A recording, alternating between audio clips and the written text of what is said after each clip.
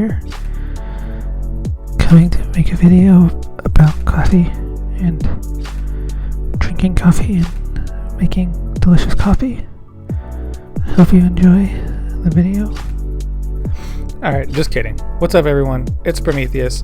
As you can see, this is going to be a bit of a different video than my usual, but I think it's time to get in front of the camera so you can bask in my caffeinated glow and put a face with a name, or more likely the hands and the voice. So what I'm going to do is I'm going to do a ranking video with coffee. I've seen a lot of these tier related ranking videos popping up from some of my favorite channels, so I decided to do my own and give it the old Prometheus twist. So here we go. So first off, I'm going to ease into this with some nice, calm drip coffee. It's tried and true, and you can't beat an honest and relatively inexpensive cup of drip.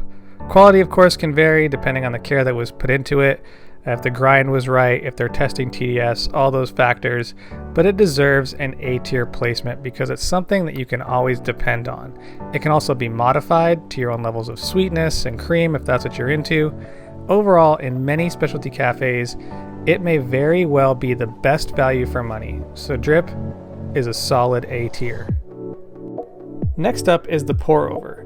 Now, if you've been following along for a while, you may remember my opinion piece on pour overs, and the fact remains that pour overs at home are still the best option of a great cup of black coffee, but in a cafe, they really aren't an option I consider.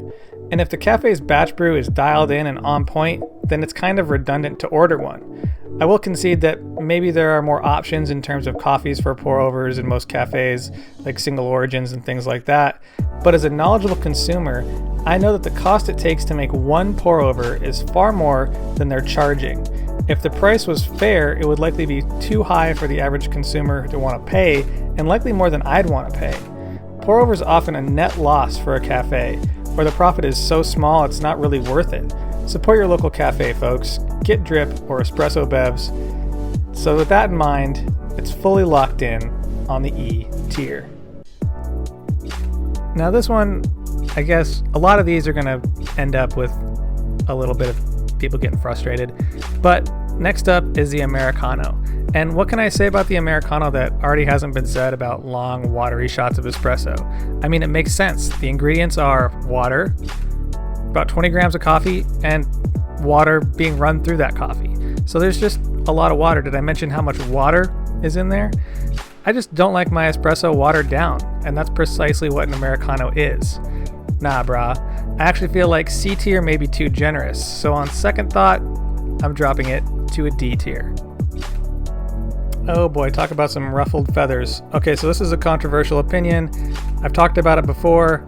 I have friends who will argue with me to the end of time about this opinion, but let's talk about cold brew. I know that I've mentioned this before, but cold brew in general is pretty awful.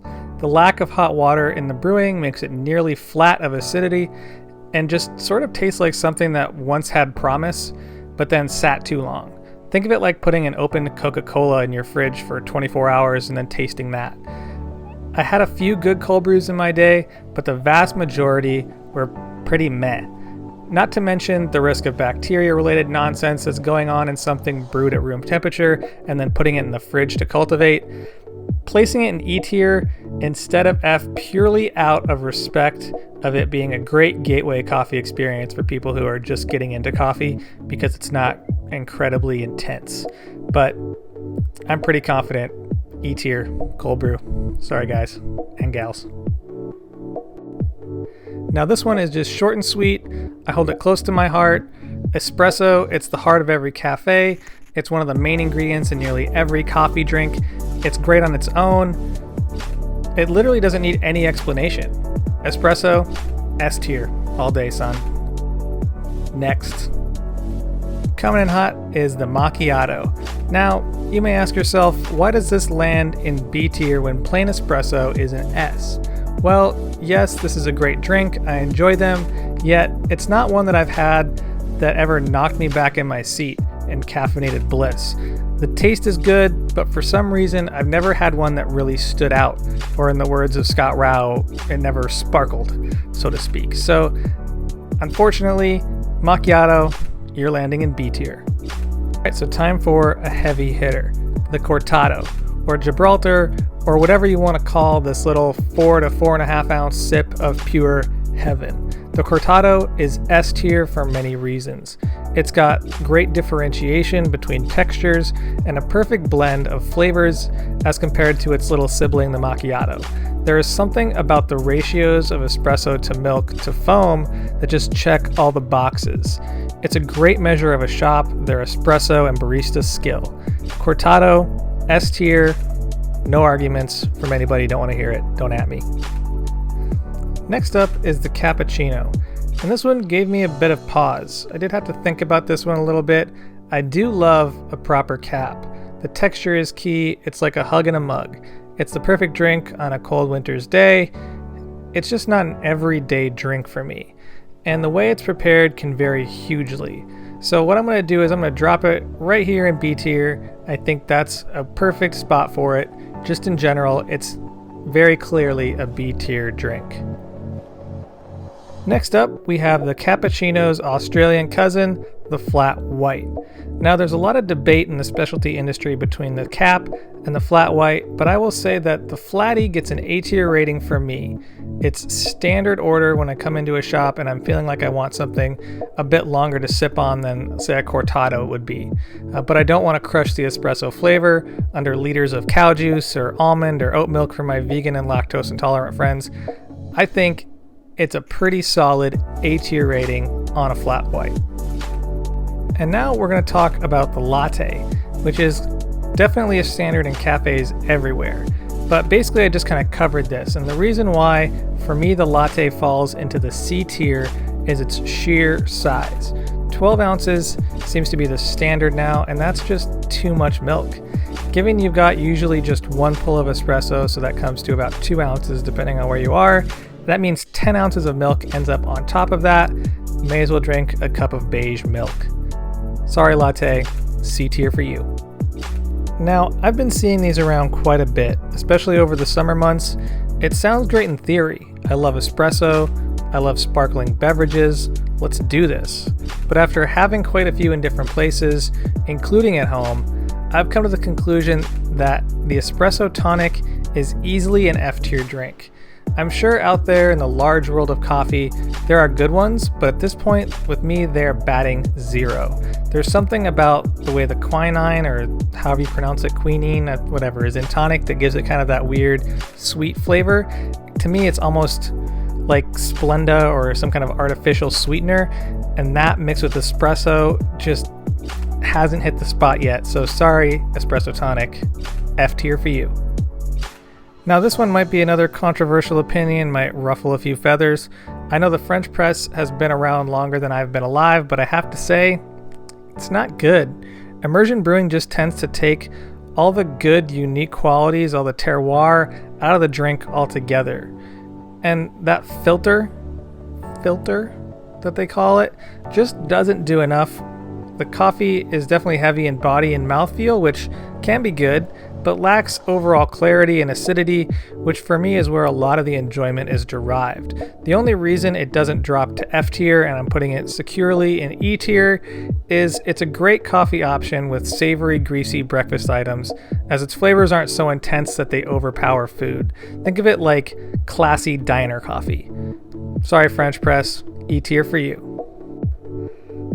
Oh man, we only have a couple left. Are you getting excited? I know I am. Anyway, let's move on to the next one. Mocha. I'll admit, I have a sweet tooth from time to time, and mochas can fit that bill pretty well. As long as the chocolate is of good quality and the drink is made with the care that I expect from a cafe, I'd say they are definitely a B tier option.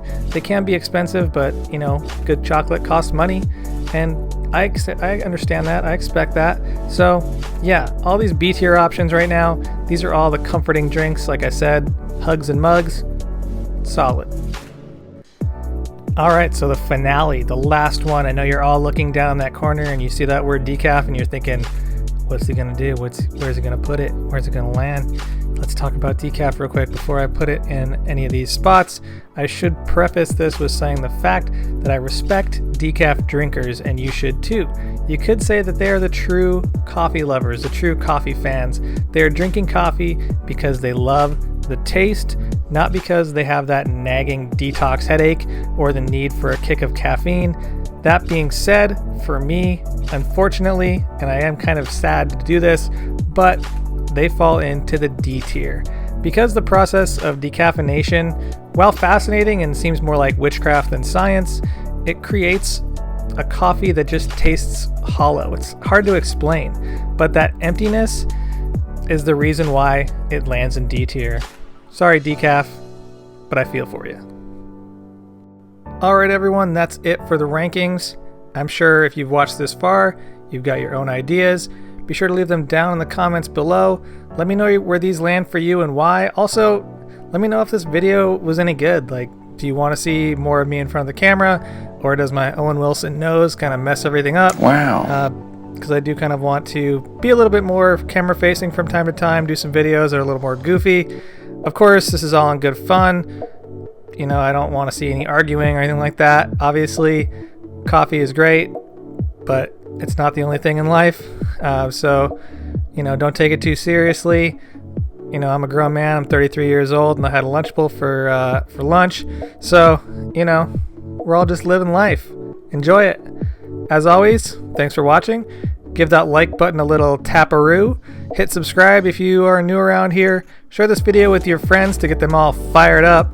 Follow me on Instagram at Sprometheus, my blog at sprometheus.com, and as usual, stay caffeinated, pony boy.